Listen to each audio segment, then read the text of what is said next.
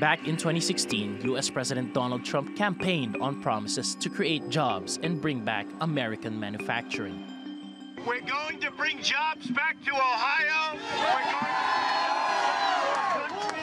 We're not going to make these horrible trade deals anymore. We'll bring our jobs back. 2 years on, and General Motors is slashing hundreds of jobs in Ohio. They're among nearly 15,000 layoffs the carmaker plans across the U.S. and Canada.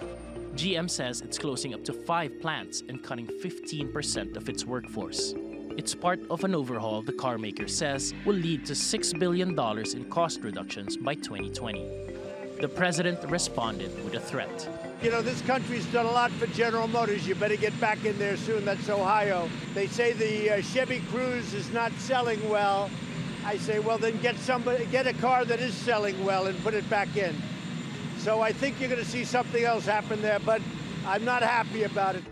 One of the factors behind GM's decision is a tariff war between the U.S. and China. GM warned in June that higher tariffs could cost jobs. It's also among several U.S. firms that lowered their profit forecast this year.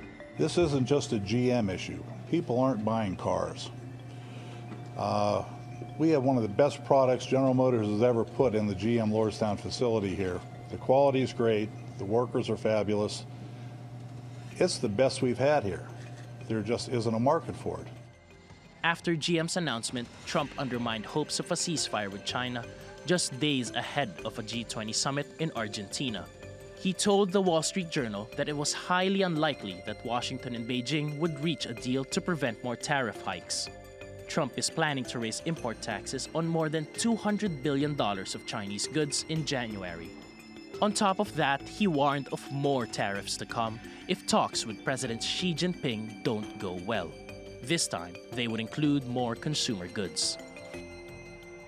If we don't make a deal, then I'm going to put the $267 billion additional on at an interest rate, between 10 and 25 depending. With the trade dispute hurting industries and slowing global growth, the meeting between Trump and Xi is viewed as a make-or-break moment. Progress in those negotiations could be enough to boost markets, but manufacturers like GM can only hope for a ceasefire. Paolo Monticillo, TRT World. Let's get more on this now from Matt Maley, who joins us from Newton in Massachusetts. He's Managing Director and Equity Strategist at the asset management company Tabak. Good to have you back on the program. So we know Donald Trump's trade war with China is already hurting US business. Everyone from US farmers to automakers like GM are being hit by China's retaliatory tariffs. And now Donald Trump's threatening to basically go nuclear and not only hike existing tariffs, but impose penalties on the rest of Chinese goods. What sort of impact might that have on US industry? Well, it definitely have a negative impact. I mean, there's no question we're already seeing it with the tariffs that have already been imposed. And we saw today, you know, United Technologies announced splitting into 3 different companies, and their CEO was out talking about how their Carrier division, which is their air conditioning division, has already raised prices 3 times this year due to tariffs. So if they have to have more tariffs, it's going to, you know, they're going to have to raise them further. And of course, this is not just something that is just solely for somebody like United Technologies. It's across all industries.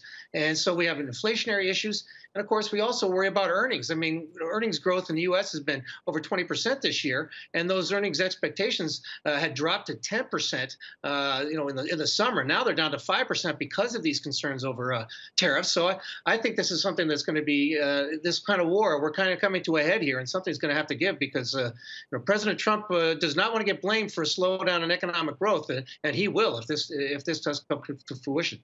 Yes, we've talked about the growing body of evidence that these trade tariffs that Trump has imposed is actually hurting the US economy. So what's Trump's endgame here? If we have companies like United Technologies, GM, US farmers in his own heartland, mind you, if they're all saying that this is hurting them, what is he trying to achieve?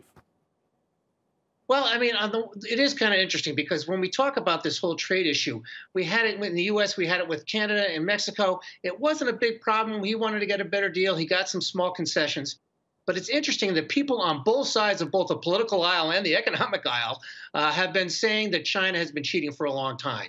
And so they all agree that something needs to be done. They disagree on how much should be done, but they all agree on something should be done. So I think he still wants to push hard. One of the reasons why I think he was so vocal yesterday about pushing this 25% tariff hike was because of what happened with General Motors. He had a big setback there on the political spectrum, and he didn't want China to believe that, hey, I'm going to have to be more easy here. He wants to say, hey, I'm going to be tough. It's something he's always done in negotiating, whether it be as president or in his own business career. So I think it's more of a negotiating ploy, but the Chinese have to give in. It's at least some point, or he's not going to bend. So I'm bullish that we'll have some sort of a delay in this. They'll make enough progress so that they'll have to push out the starting date of that kind of that increase in 25%. If we don't get that, it's going to be very rough on the markets and also on the economy. And just quickly, Matt, I want to ask you about the GM situation, because as we heard in the story, in June, the company did warn that an escalating trade war would probably mean a smaller GM workforce in America. And now we've just had that announced by the company. How much of that has to do with trade wars? Is it just the company's spin, or is it really about what Donald Trump is doing? I think it's a combination. I mean, yes, the trade wars have had, no question, they're having an impact, and we know that. But we also have to realize that these sedans are cars that have been sold for decades and sold very well, are not selling well at all. They showed the mayor in Ohio there was saying these are the products. I mean, Ford Motor Company had already gotten out of the sedan business a while ago. That seemed to be the right thing to do. GM is now taking the next move. So I do think that it is more has to do with the change in what's going on in the automobile industry as people, if they want a sedan, they're going towards more electric cars and things like that. And of course, they're using Uber and those other riding areas. So I think it's more of an issue of the change in the auto industry than the tariffs. But that's not to say the tariffs aren't having an impact. They definitely are. Okay, Matt Maley in Massachusetts, thank you as always.